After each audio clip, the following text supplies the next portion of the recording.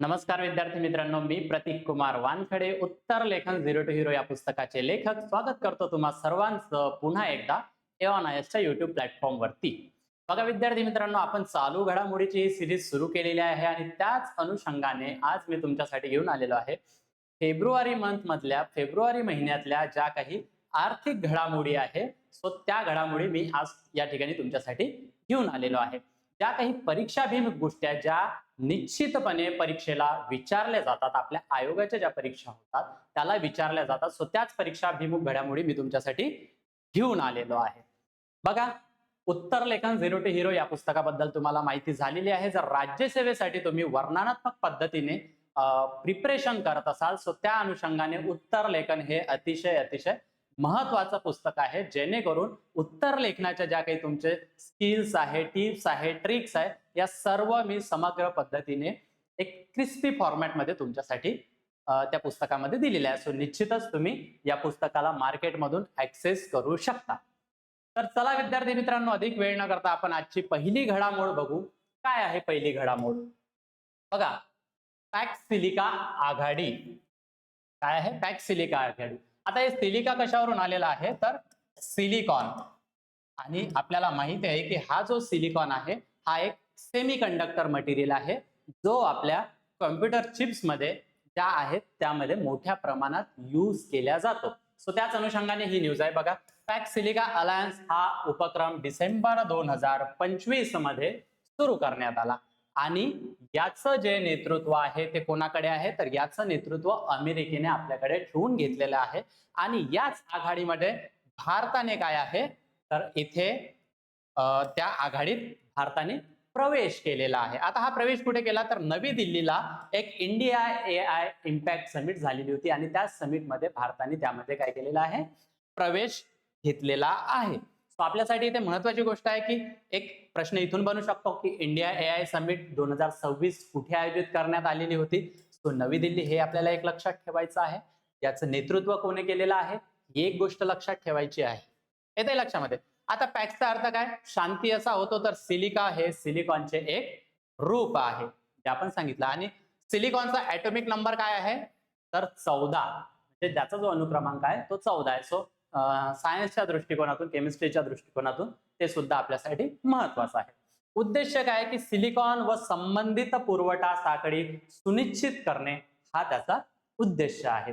ही पुरवठा साखळी खनिजे, ऊर्जा, सेमीकंडक्टर आणि AI पायाभूत सुविधा आणि लॉजिस्टिक या क्षेत्रापुरते काय आहे ते विस्तारित करण्यात आलेलं आहे. सो निश्चितच ही घडामोड आपल्यासाठी महत्वाची आहे आणि याच अनुषंगाने आपण ही न्यूज या ठिकाणी काय कव्हर केलेली आहे. बघा विद्यार्थी मित्रांनो, पुढली न्यूज आपल्यासाठी काय आहे? 16व्या वित्त आयोगाचा जो अहवाल आहे तो अहवाल आता संसदेमध्ये सादर करण्यात आलेला आहे. आणि मी तुम्हाला इतकं निश्चित सांगतो की या वर्षीचे जे इकॉनॉमिक्सचे जे प्रश्न आहे ते सगळे वित्त आयोगाशी संबंधित आलेले असतील. कारण हा एक मोठा महत्वाचा काय अहवाल असतो जो फायनान्स कमिशन द्वारे सादर करण्यात येतो. आणि तत्पूर्वी आपण काय बघून घेऊया, तर फायनान्स कमिशन बद्दल महत्वाचं काय आहे. काय फायनान्स कमिशन, ठीक आहे.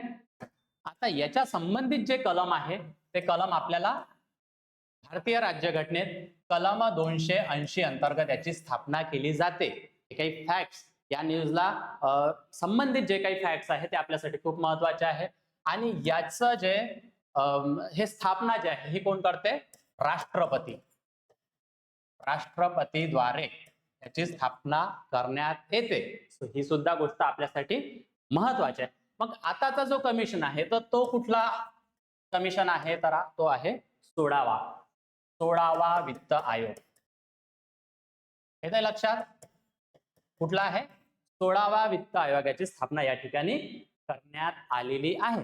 आता आयोग बघा प्रश्न कसा विचारतो, आयोग तुम्हाला मागल्या काही वर्षाचे जे आयोग आहेत ते सुद्धा तिथे देऊ शकतो आणि त्याचे जे अध्यक्ष आहे ते सुद्धा त्या ठिकाणी जोड्या लावा स्वरूपात आपल्याला या ठिकाणी विचारले जाऊ शकतात. सो त्या अनुषंगाने सुद्धा आपल्याला ते जे फॅक्ट्स आहेत ते महत्वाचे आहेत.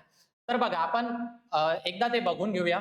12व्या वित्त आयोगापासून आपण बघून घेऊया. 12वा, 13वा, 14वा, 15वा आणि 16वा.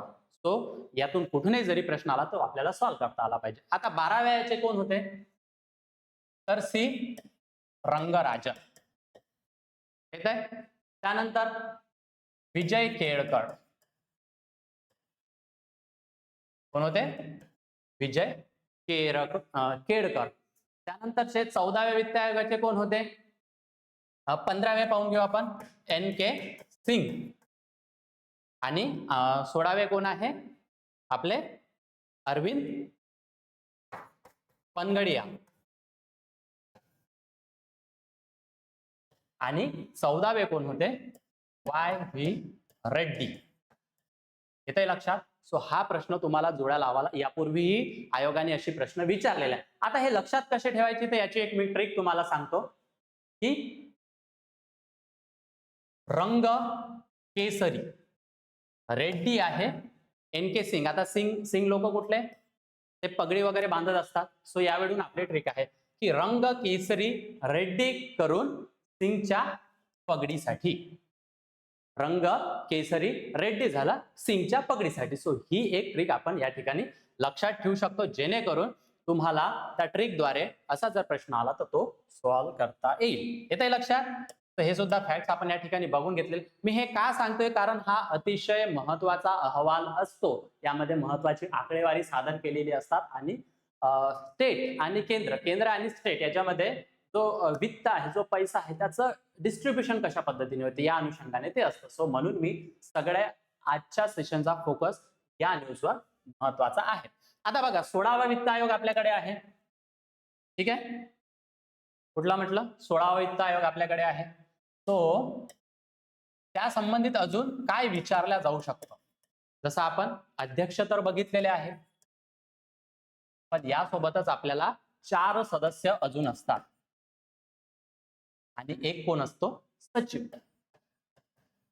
ठीक आहे. सो हे सुद्धा नावं आपल्याला परीक्षेत महत्वाचे असतात, परीक्षेत विचारल्या जातात. तो अध्यक्ष कोण आहे? पनगरिया. सदस्यामध्ये कोण येतात? George Matthew. एक सदस्य पाहायला मिळतात. त्यानंतर कोण आहे? सौम्या क्रांती घोष.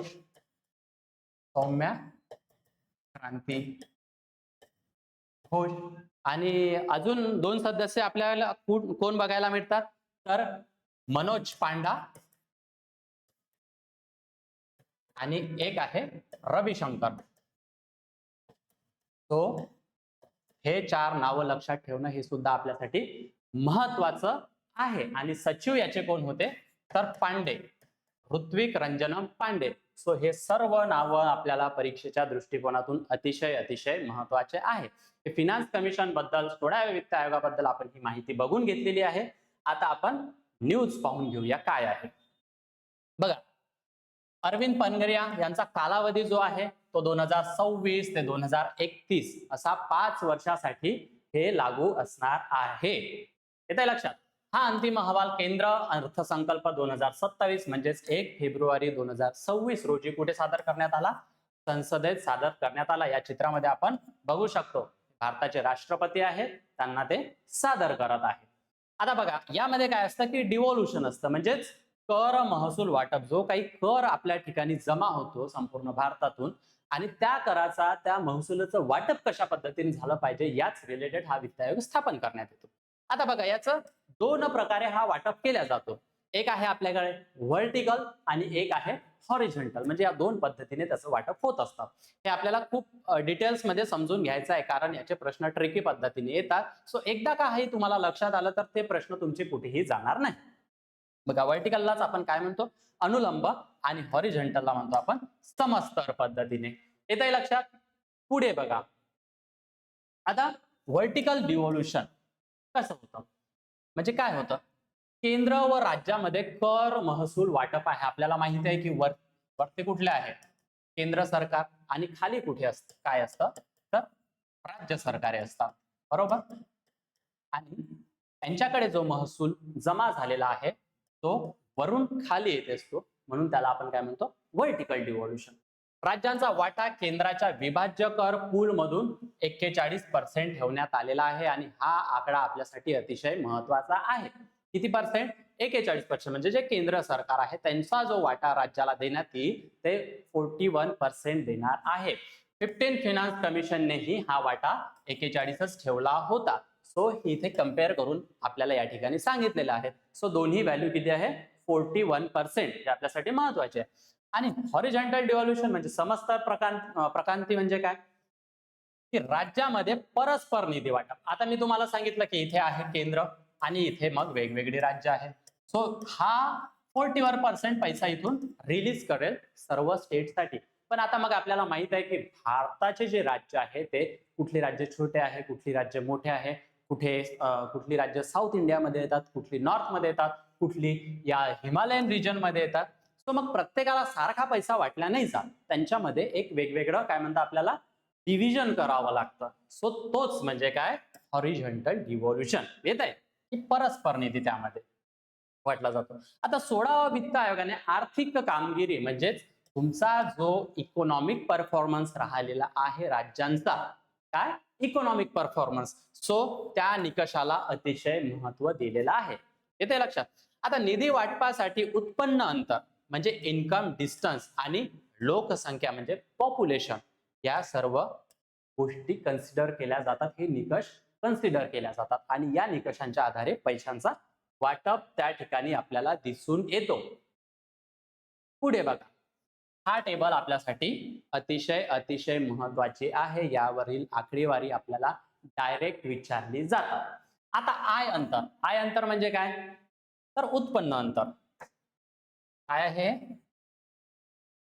उत्पन्न अंतर. ठीक आहे. ते किती आहे हे कंपॅरेटिव्हली इथे दिलेलं आहे. हा 15वा वित्त आयोग आणि 16वा वित्त आयोग. सो कम्पेअर केलेले आकडे सुद्धा आपल्याला परीक्षेला विचारले जातात. मी आधीच सांगितलं आहे की हा अहवाल आपण डिटेल मध्ये बघणार आहोत. बघा आता 15व्या वित्त आयोगामध्ये काय होता हा आकडा?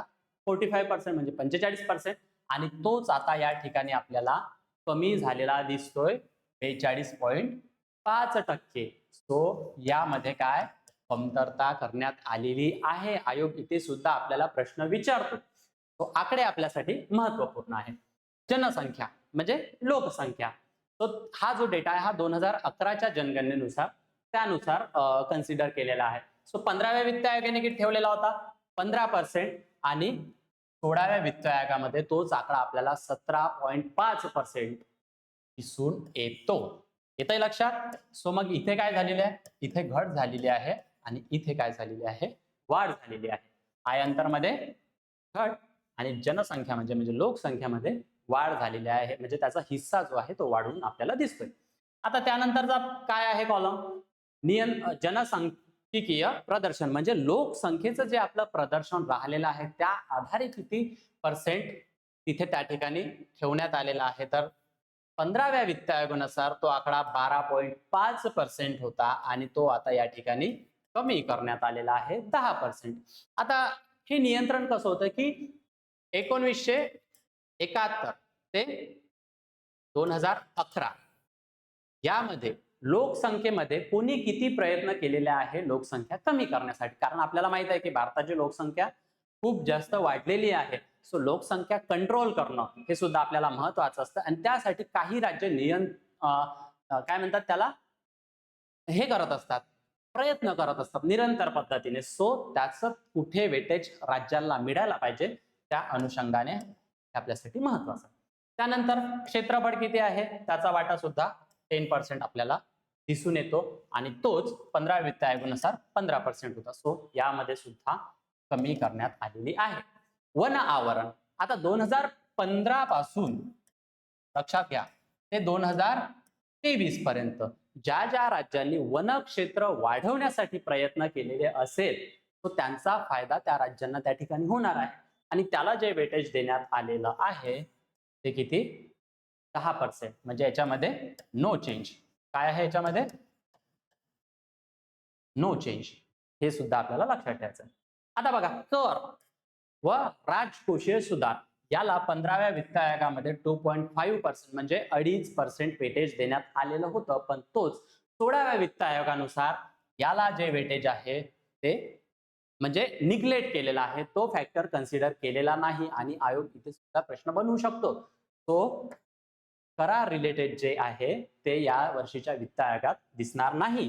त्याऐवजी जीडीपी मध्ये कुठल्या राज्याचं किती योगदान आहे, सो त्यानुसार तिथे वेटेज जे आहे ते 10% त्या ठिकाणी करण्यात आलेलं आपल्याला दिसून येतं. तो नवीन गोष्ट ही जी ऍड करण्यात आलेली आहे ही आपल्यासाठी अतिशय महत्वाची आहे. जुनी गोष्ट जी हे ते कट करण्यात आलेली आहे, तो हे असं करून एकूण तो 100% आपल्याला दिसून येतो आणि त्याचं ते वेटेज आपल्याला या ठिकाणी दिसून येतं. हा कॉलम खूप महत्वाचा आहे. त्याचं जे टक्केवारी आहे कोणत्या क्षेत्राला किती आहे यावर निश्चितपणे प्रश्न विचारले जातात. येते लक्षात. आता पुढे बघा, यामधला आता अहवाल जो सादर केलेला आहे त्यात अजून महत्वाच्या गोष्टी काय आहेत बघून घ्या. की स्थानिक स्वराज्य संस्था म्हणजे ज्या लोकल गव्हर्नमेंट्स असतात, येत आहे त्यामध्ये आपल्याला दोन पद्धतीने दिसून येतात. एक शहरी स्थानिक संस्था आणि एक काय ग्रामीण. दोन पद्धतीच्या स्वराज्य संस्था आपल्याकडे आहे. तर त्यामध्ये बघा त्यांना अनुदान म्हणून 8 लाख कोटी मंजूर केलेल्या आहे. आयोग आपल्याला सरळ सरळ रकमा सुद्धा विचारताना आपल्याला दिसून येतो. तो 8 लाख कोटी. तर 8 लाख कोटी मध्ये जे जास्त वेटेज आहे ते 4.4 हे ग्रामीणला म्हणजे 8 लाखामधले 8 लाख कोटी मधले जे 4,40,00,000 जे आहे ते ग्रामीणसाठी आहे आणि 3.6 जे आहे ते शहरीसाठी ठेवण्यात आलेले येते. आणि विशेष पायाभूत सुविधासाठी जे अनुदान पात्र शहरे आहे, तर महाराष्ट्रातली कुठली शहरे आहे तर पुणे व नागपूर ही दोन शहरे आपल्याला लक्षात ठेवायचे. त्यांना विशेष अनुदानासाठी ते पात्र झालेले दिसून येतात. आता बघा आपत्ती व्यवस्थापन यावर सुद्धा परीक्षा आयोगाने जो आहे तो प्रश्न विचारलेला आहे. प्रश्न कशावर विचारला होता, तो हे जे दिसतं ना तुम्हाला ही दोन आकडे याच्यावर बघा. आता काय आहे आपत्ती व्यवस्थापन म्हणजे डिझास्टर मॅनेजमेंट. ईशान्य व हिमालयीन राज्ये आपल्याला भारत माहित आहे आणि या पद्धतीने इथून हा हिमालयीन पट्टा येतो आणि इकडेच काय येतात ईशान्येकडील राज्य येतात. तो इथे डिझास्टर म्हणजे जे काही आपदा आहे आपत्ती आहे ते खूप जास्त प्रमाणात दिसून येतात. सो त्यामुळे इथे जे वेटेज आहे 90% कोण राहिल्यात केंद्र सरकार. 90% कोण केंद्र सरकार मदत करणार आणि 10% हिस्सा तो राज्य सरकारांना त्या ठिकाणी खर्च करावा लागेल. अशी जर एखादी आपत्ती व्यवस्थापना रिलेटेड जर काही पैसा त्या ठिकाणी खर्च करायचा असला आणि तोच रेशो जो आहे तो इतर राज्यासाठी काय आहे तर 75 आणि 25% यावर प्रश्न विचारलेला आहे. लक्षात असू द्या. तो 75 कोण देईल यातले केंद्र सरकार देईल आणि 25% हिस्सा जो असणार आहे तो राज्य सरकारचा असणार आहे. येते लक्षात. त्यानंतर राजकोषीय तूट काय आहे राजकोषीय तूट. आता राजकोषीय तूट म्हणजे काय की सरकारचा कुणाचा सरकारचा जो एकूण खर्च असतो काय असतो एकूण खर्च करतो आणि सरकारला एकूण उत्पन्न असतं. तो एकूण खर्चामधून जे एकूण उत्पन्न सरकारकडे आलेलं आहे ते काय केलं जातं वजा केल्या जातं. त्याला आपण काय म्हणतो राजकोषीय तूट. येते लक्षात. आणि हीच राजकोषीय तूट जी आहे 3.5% पर्यंत कमी करण्याची शिफारस या ठिकाणी करण्यात आलेली आहे. तो हा सुद्धा आकडा महत्वाचा आहे. आपल्याला काय करता आहे एक वाक्य देऊन देतं आणि त्यामध्ये हे आकडेवारी विचारून घेतात. 3.5%, 4.5%, 2.5%, 5.5% आणि आकडे सुद्धा असे देतात की जे आपल्याला कन्फ्युज करते. तो हा आकडा आपल्यासाठी मग महत्वाचा त्या ठिकाणी ठरतो. इथे लक्षात. आता जेव्हा राजकोषीय तूट कमी करण्यास का सांगतात का ती इतकी महत्वाची आहे कारण जर राजकोषीय तूट जर वाढलेली असेल म्हणजे जनरली आपल्याकडे इन्कम कमी येतं आणि आपण खर्च जास्त करतो. सो आपल्याला त्यामुळे काय करावं लागतं कर्ज घ्यावं लागत असतं. येते लक्षात. कर्ज बाहेरून घ्यावं लागत असतं आणि जर आपण कर्ज घेतलं तर त्यावर आपल्याला व्याज सुद्धा द्यावं लागत असतं. म्हणजे हा काय असतो हा बोजा बसतो सरकारवर. तर त्यामुळे हे नियंत्रित करणं खूप महत्वाचं असतं. तो आपण आकडे सुद्धा बघितले आणि तो कॉन्सेप्ट सुद्धा बघितला कारण इकॉनॉमिक्स मध्ये डेफिनेशन वर सुद्धा प्रश्न विचारले जातात आलटून पालटून. पुढे बघा अर्थसंकल्पाबाहेरील कर्ज घेणे बंद करण्याची शिफारस. जेवढा अर्थसंकल्पामध्ये मंजूर करण्यात आलेला आहे त्याच्या बाहेरील कर्ज घेण्यास बंद करा अशी शिफारस या ठिकाणी करण्यात आलेली आहे. निव्वळ कर उत्पन्नावरील डेटा दरवर्षी जाहीर करणे. आता निव्वळ कर उत्पन्न काय आहे आणि तो जो डेटा आहे तो का जाहीर करायला लावला? बघा, निव्वळ कर उत्पन्न म्हणजे काय की सरकारकडे एकूण आलेला कर, सरकारकडे जो जमा झालेला कर आहे त्यातून परतावे, म्हणजे काही भाग आपल्याला राज्य सरकारांना द्यावा लागतो किंवा काही अजून काही इतर परतावे असेल, तो ते जर आपण त्यातून वजा केलं, एकूण कर मधून परतावे जर वजा केले तर त्यालाच आपण निव्वळ कर उत्पन्न म्हणतो. म्हणजे जे सरकारकडे खर्च करण्यासाठी शिल्लक असलेला पैसा जो आहे सगळं परत केल्यानंतर त्यालाच आपण काय म्हणतो? निव्वळ कर उत्पन्न. आला ह्या कॉन्सेप्ट लक्षात? सो तोच डेटा जाहीर करण्याचं काय सांगितलेलं आहे, हे शिफारस करण्यात आलेली आहे. म्हणजे हे तंतोतंत लागू करतातच असं नाही, या फक्त शिफारशी असतात. तुम्हाला मानायच्या असेल माना, नका म्हणायच्या नका. ठीक आहे. पुढे बघा, आता राज्यांचा वैयक्तिक वाटा कुठल्या पद्धतीत राहिलेला आहे, स्टेट शेअर कोणाचा किती आहे, तर या संबंधित सुद्धा आकडेवारी महत्वाची आहे. एक नंबरला कोण आहे? उत्तर प्रदेश. यांचा वाटा किती आहे? 17.62%. सेकंडला येतो बिहार ज्याचा की 9.95%. त्यानंतर मध्य प्रदेश 7.35%. त्यानंतर पश्चिम बंगाल 60.22% आणि आपल्यासाठी महत्वाचा आहे महाराष्ट्र ज्याचा वाटा 6.44% या ठिकाणी राहिलेला आहे. हा आकडा पाठ करून घ्या. ठीक आहे. आता यामध्ये जर कंपेअर करून पाहिलं तर 15व्या वित्त आयोगानुसार तोच आकडा 6.32% होता, 6.32% होता. तोच आकडा या ठिकाणी आपल्याला इन्क्रीज झालेला दिसून येतो. सो ही सुद्धा महत्वाची बाब आहे. कारण आयोग जेव्हा प्रश्न विचारतो तेव्हा तो करतो की वाटा कमी झाला, वाटा वाढून गेला. सो या पद्धतीचेही प्रश्न तिथे दिसून येतात. आणि अजून जर आपण मागे बघितलं 14व्या वित्त आयोगानुसार तोच आकडा 5.52% आपल्याला दिसून येतो. आता हे आकडेवारी का दिलेली आहे? कारण आयोग आपल्याशी खेळतो आणि आयोग काय करतो की मागील वर्षाचा जो ट्रेंड आहे तो घसरता आहे की चढता आहे, कमी होत आहे की वाढत आहे, या उद्देशाने तिथे प्रश्न विचारले जातात. ट्रेंड काय आहे अनालिसिस बेसिसवर सुद्धा प्रश्न त्या ठिकाणी बनतो. म्हणून ही आकडेवारी मी तुम्हाला या ठिकाणी दिलेली आहे. बघा, सतत वाढ झालेली दिसून येते. सो ही सुद्धा गोष्ट आपल्याला लक्षात ठेवायची आहे. आता यात महत्वाची गोष्ट, अजून प्रश्न कुठून बनतो आणि कसा बनतो हे सुद्धा बघून घ्या की पाचही दक्षिणेकडील राज्यांचा वाटा 15व्या वित्त आयोगाच्या तुलनेत वाढ झालेली आपल्याला दिसून येते. दक्षिणेकडील राज्य म्हणजे कुठले? जसं की आपल्याकडे कर्नाटक आहे, केरळ आहे, तमिळनाडू आहे, आंध्र प्रदेश आहे आणि तेलंगणा, ही 5 राज्य आपल्याला त्या ठिकाणी दिसून येतात. सो त्यांचा वाटा जो आहे तो वाढलेला आहे. हा सुद्धा स्टेटमेंट बेस्ड क्वेश्चन आपल्याला त्या ठिकाणी दिसून येऊ शकतो. पण तेच जर आपण बघितलं तर उत्तरेकडील जे मोठी राज्य आहे म्हणजे ही 2 राज्य उत्तर प्रदेश आणि बिहार, यांचा वाटा कमी झालेला दिसून येतो. म्हणजे मागच्या वर्षी जर या वर्षी जर 17.62% आहे तर तो आता 17 समथिंग समजा 3-4% या पद्धतीने दिसून येतो.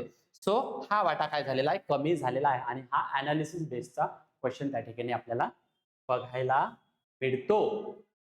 येतंय लक्षात?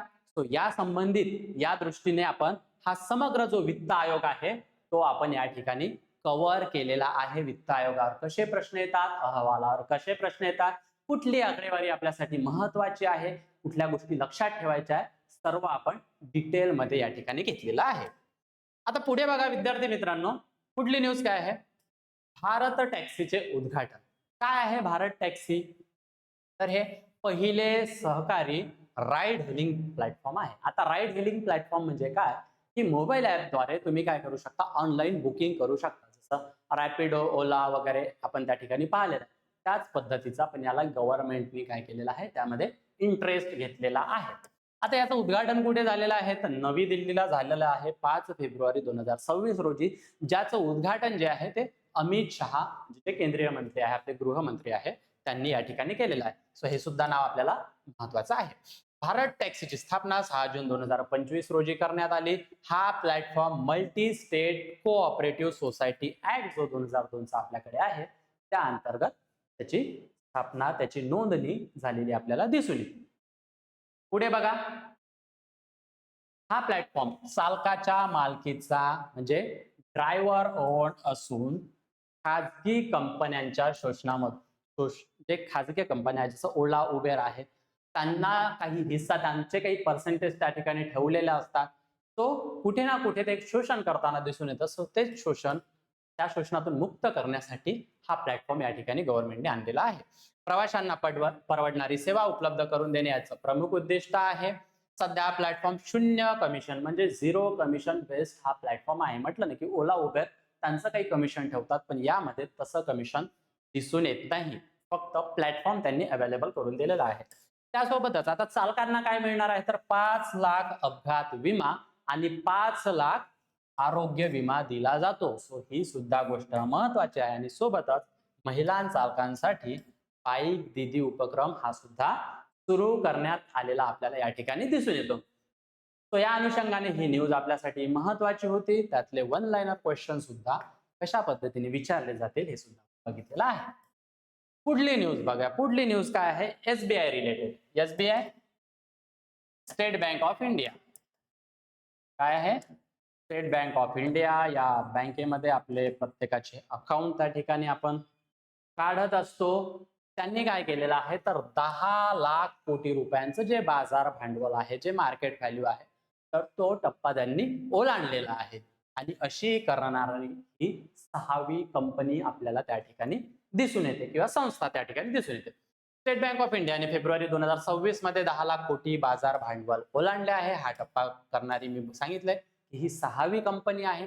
याआधी मग हे काम कोणी केलेलं आहे तर रिलायन्स इंडस्ट्री, एचडीएफसी बँक, त्यानंतर भारती एअरटेल, त्यानंतर टीसीएस ज्याला आपण टाटा कन्सल्टन्सी सर्व्हिसेस म्हणतो, आणि आयसीआयसीआय बँक यांनी हा टप्पा पार केलेला आहे. आणि 6वी बँक ठरलेली आहे आता एसबीआय. मला प्रश्न असा येईल की नुकतेच 10 लाख कोटी रुपयांचं बाजार भांडवल टप्पा ओलांडणारी 6वी कंपनी कुठली आहे? So SBI. येते लक्षात. 12 फेब्रुवारी 2026च्या आकडेवारीनुसार एसबीआयने टाटा कन्सल्टन्सी सर्व्हिसला म्हणजे टीसीएसला मागे टाकलेला आहे आणि ती कंपनी ठरली आहे. आणि सोबतच जे मौल्यवान कंपनी आहे म्हणजे ज्याची की आपण मौल्यवान काय म्हणतो की ब्रँड व्हॅल्यू नुसार कुठली ठरलेली आहे? 4थी ठरलेली आहे. म्हणजे मौल्यवान मध्ये जर बघितलं तर 4थी आणि बाजार भांडवलानुसार विचारलं तर 6वी. आयोग नेमका कसा येतो, कुठले शब्द फिरवतात? नाही तर तुम्हाला माहित असेल की 6वी कंपनी ठरलेली आहे, पण मी ते तुम्हाला 4थी कंपनी सुद्धा दिलेली आहे, लक्षात असू द्या. पुढली न्यूज बघा. चक्र उत्कृष्टता केंद्र कोणाचं आहे तर हे सुद्धा एसबीआयचं आपल्याला या ठिकाणी दिसून येतो. काय आहे की वित्त पुरवठा उपक्रम सुरू केलेला आहे. म्हणजे ज्या काही सनराईज सेक्टर असतात, सनराईज म्हणजे उदयोन्मुख जे सेक्टर्स असतात, ठीक आहे. तो ज्या ज्या नवीन कंपन्या तयार होत आहे आणि जी काळाची गरज आहे अशा पद्धतीने ज्या महत्वाच्या आहेत त्या सेक्टरसाठी हे काय करणार आहे? वित्त पुरवठा करणार आहे. प्रश्न येईल तर हे उत्कृष्ट केंद्र खालीलपैकी कोणाचं आहे? मग तुम्हाला ऑप्शनला एसबीआय देतील, एचडीएफसी देतील, आयसीआयसीआय देतील. या पद्धतीचा सुद्धा प्रश्न फसू शकतो किंवा मग त्याचा उद्देश काय आहे यावर सुद्धा प्रश्न त्या ठिकाणी बनू शकतो. ठीक आहे. तर या क्षेत्रांना प्रोत्साहन देण्यासाठी चक्र हे ज्ञान आधारित व्यासपीठ म्हणजे नॉलेज प्लॅटफॉर्म म्हणून विकसित करण्यात आले आहे. महत्वाचे जे 8 क्षेत्र आहे उदयोन्मुख म्हणजे सनराईज सेक्टर यांना ते वित्त पुरवठा करेल. आता बघा 2030 पर्यंत 100 लाख कोटींपेक्षा जास्त गुंतवणूक करण्याचे त्यांचं उद्दिष्ट असणार आहे. यापूर्वी एसबीआयने सौर ऊर्जा प्रकल्पांसाठी कर्ज सूर्य शक्ती सेल सुरू केलेलाही आपल्याला दिसून येतो. तो असे जेव्हा काही प्लॅटफॉर्म येतात, लॉन्च होतात काहीतरी, तर आयोग त्यावरही प्रश्न विचारताना आपल्याला दिसून येतो. पुढली न्यूज बघा. पुढली न्यूज काय आहे की मुंबईत भारताच्या पहिल्या म्युझिकल रोडचं उद्घाटन करण्यात आलेलं आहे. काय असतो म्युझिकल रोड? सगळ्यात आधी काय असतो हे आपण बघून घेऊया की रोड बनवलेला असतो, त्याला कप्पे कप्पे असतात, खाचे खाचे असतात आणि टायरासोबत त्या गाडीचे टायर्स आहेत त्याच्यासोबत कंपन एक तयार होतं आणि त्या कंपनानुसार काय होतं तिथे गाणी वाजतात. येतंय लक्षात? तो त्यालाच आपण काय म्हणतो म्युझिकल रोड. हे काय असतं जनरली तुमची स्पीड लिमिट कंट्रोल करायसाठी वगैरे, अपघाताला टाळण्यासाठी वगैरे या पद्धतीचा तो करण्यात आलेला आहे. कोणी केलेला आहे तर BMC, बृहमुंबई महानगरपालिका, बृहमुंबई म्युनिसिपल कॉर्पोरेशनने तो राबविण्यात आलेला. या प्रकल्पाचे उद्घाटन कोणी केलेलं आहे तर हा फोटो तुम्हाला या ठिकाणी दिसतोय. आपल्या महाराष्ट्राचे मुख्यमंत्री देवेंद्र फडणवीस व एकनाथ शिंदे यांच्या उपस्थित काय झालेलं आहे त्याचं उद्घाटन झालेलं आहे. हा म्युझिकल रोड, आता नाव लक्षात ठेवा, धर्मवीर स्वराज्य रक्षक छत्रपती संभाजी महाराज कोस्टल रोड म्हणजे मुंबई कोस्टल रोड जो आहे त्यावर सुरू केलेला आपल्याला दिसून येतो. या प्रकल्पासाठी सुमारे 6.21 कोटी खर्च करण्यात येणार आहेत. हा प्रयोग जगातील 5व्या क्रमांकाचा, कुठल्या जगातला 5वा आहे पण भारतातला पहिला आहे. तो हे फॅक्ट आपल्याला महत्वाचे आहेत. समोर बघा, आता याची वैशिष्ट्ये काय आहे तर नरिमन पॉइंट ते वरळी दरम्यान 500 मीटर लांबीचा पट्टा हा आहे. किती? फक्त 500 मीटर लांबीचा. वाहन जर 70 ते 80 किलोमीटर तास वेगाने चालवल्यास विशिष्ट धून ऐकू येते. येते लक्षात? आणि ती धून कुठली आहे तर जय हो, जय हो गाणं आपण ऐकलेलं आहे. कोणाचं आहे? AR रहमान यांनी ते संगीतबद्ध केलेलं आहे. तो हे फॅक्ट आपल्याला याची वैशिष्ट्ये लक्षात ठेवायची आहे. आणि त्याची जागतिक पार्श्वभूमी काय राहिलेली आहे म्हणजे जगात याआधी कुठे झालेलं आहे तर म्युझिकल रोड संकल्पनेची सुरुवात जापानने केलेली होती 2007 मध्ये. सर्वात आधी सुरू करणारा कुठला आहे? जापान. बघा, जापान नवीन नवीन काही ना काही इनोव्हेशन नेहमी करताना आपल्याला दिसून येतो. त्यांची पद्धत त्या म्हणजे तिथले लोकच त्या पद्धतीचे आहे, काही ना काही कॉन्सेप्ट त्या ठिकाणी डेव्हलप होत असतात.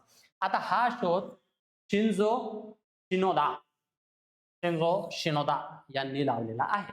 यापूर्वीचे मग कुठले कुठले देश आहेत ज्यांनी या पद्धतीचे रोड केलेले आहेत तर हंगेरी, साऊथ कोरिया, त्यानंतर युनायटेड अरब इमिरेट्स UAE यांनी आणि जापान या 4 देशांनी केलेले आहे. आणि 5वा कुठलेला आहे?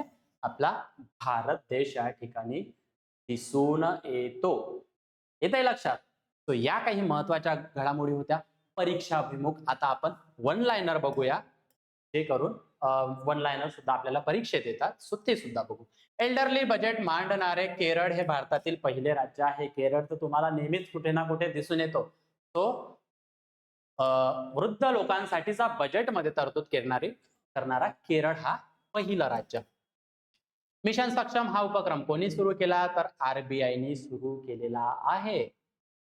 UCB अर्बन कोऑपरेटिव्ह बोर्ड्स जे आहे त्यांना काय तर त्यांना रिजनल लँग्वेज मध्ये प्रशिक्षित करण्यासाठीचा तो उपक्रम आहे मिशन सक्षम. हे सुद्धा लक्षात म्हणजे असू द्या. RBIने केला आणि कशासाठी तर तिथल्या स्टाफसाठी, जे UCBचे स्टाफ आहे त्यांना प्रशिक्षित करण्यासाठी. त्यानंतर काय आहे, भारतातील सर्वात मोठी सहकारी NBFC म्हणजे नॉन बँकिंग फायनान्शियल कंपनी, जे बँक नाही पण काय आहे वित्त पुरवठा वगैरे करतात, तर ते कुठले बनलेले आहे? पॉवर फायनान्स कॉर्पोरेशन, भारतातील सर्वात मोठी. हे नाव लक्षात असू द्या. प्लॅटिनम रेटिंग मिळवणारे भारतातील पहिले प्रमुख बंदर कोणते तर तुतीकोरीन बंदर. कुठला आहे? तमिळनाडू मध्ये. त्यानंतर भारतातील पहिली सौर ऊर्जेवर चालणारी फिरती ATM व्हॅन. सोलरवाल्या न्यूज चर्चेत असतात आणि सोलरवर प्रश्न विचारले जातात. त्यामध्ये काही जे इनोव्हेशन होत असेल तर त्यावर आयोग लक्ष ठेवून असतो. सो त्रिपुरा ग्रामीण बँक, हे त्या लक्षात, त्यांनी ती सुरू केलेली आहे. ब्लॅक स्वॉन समिट इंडिया 2026 कुठे पार पडली तर भुवनेश्वर ओडिशामध्ये. भारताच्या ज्या राष्ट्रपती आहे द्रौपदी मुर्मू यांनी काय केलेलं आहे त्या ठिकाणी त्याचं उद्घाटन केलेलं आहे. तो कुठे? भुवनेश्वर ओडिसा. IMF नुसार 2025-26 मध्ये इंटरनॅशनल मॉनिटरी फंड यांनी भारताचा विकास दर किती ठेवलेला आहे तर 7.3% अपेक्षित आहे. हा आकडा सुद्धा सरळ सरळ परीक्षेला विचारला जातो, ते लक्षात. 800 अब्ज डॉलरची संपत्ती असलेले पहिले व्यक्ती कोण आहे? ऑप्शन काहीही जरी असले तरी तुम्हाला माहित आहे जगातला श्रीमंत माणूस एलॉन मस्कच असायला पाहिजे. ठीक आहे. पुढे बघा, भारतातील पहिला पूर्णपणे विमा उतरवलेला जिल्हा कोणता? तर राजस्थान मधील अलवर नावाचा जो जिल्हा आहे तो या ठिकाणी दिसून येतो. इन्शुरन्स फॉर ऑल बाय 2047 म्हणजे 2047 पर्यंत सगळ्यांना इन्शुरन्स असला पाहिजे, विमा असला पाहिजे. या हा जो कार्यक्रम सुरू करण्यात आला त्यामध्ये अलवर हा पहिला आलेला आहे. त्यांनी अलवर जिल्हा पूर्णपणे विमा त्यांनी उतरवलेला आहे. पुढे बघा, येस बँकचे नवे एमडी आणि सीईओ म्हणून आरबीआयने कोणाची नियुक्ती केली? तर विनय मुरलीधर तोनसे नाव आपल्याला लक्षात ठेवायचं आहे. तो बघा विद्यार्थी मित्रांनो, फेब्रुवारी महिन्याच्या ज्या काही आर्थिक घडामोडी आहेत, ज्या परीक्षेला विचारल्या जाऊ शकतात, अतिशय महत्वाच्या आहेत, या सर्व घडामोडी मी या ठिकाणी कव्हर केलेला आहे, जेणेकरून तुमचे प्रश्न जरी आले तर त्याची उत्तरे तुम्हाला निश्चितपणे त्या ठिकाणी देता येणार आहे. येतंय लक्षात? तो तुमच्यासाठी काही सराव प्रश्न या ठिकाणी ठेवलेले आहे. राज्यांना केंद्राच्या कर महसुलात किती टक्के वाटा देण्याची शिफारस करण्यात आलेली आहे? ऑप्शन्स बघून घ्या. याचं उत्तर तुम्ही मला कमेंट सेक्शन मध्ये टाकायचं आहे. प्रश्न दुसरा, भारतातील पहिला म्युझिकल रोड कुठे सुरू करण्यात आलेला आहे? पुणे, मुंबई, दिल्ली, बेंगळुरू. मला माहिती आहे. याचं सुद्धा ऑप्शन उत्तर आहे कमेंट सेक्शन मध्ये टाकायला विसरू नका. प्रश्न क्रमांक 3, पॅक्स सिलिका अलायन्स संदर्भात खालील विधानांचा विचार करा. विधाने वाचून घ्या, ऑप्शन्स बघून घ्या आणि उत्तर कमेंट सेक्शन मध्ये टाकायला विसरू नका. एमपीएससी राज्यसेवेसाठी समर्पण बॅच या ठिकाणी ऍडमिशन साठी सुरू झालेली आहे. आमची टीम आहे निलेश सर, विवेक सर, दीपक सर आणि अभिलाष सर. तो यामधून तुम्ही एक कॉम्प्रिहेन्सिव्ह बॅच या ठिकाणी तुम्हाला मिळणार आहे आणि ऍडमिशन साठी तुम्ही आमच्या अकॅडमीच्या नंबरवर संपर्क साधू शकता. 8806242059 अकॅडमीच्या लिंकला तुम्ही व्हिजिट करू शकता आणि या पीडीएफचा जर तुम्हाला ऍक्सेस हवा असेल तो आमच्या टेलिग्राम चॅनलला तुम्ही जॉईन करू शकता. तो आजच्या पुरतं एवढंच. पुन्हा भेटूया एका नवीन व्हिडिओ सोबत.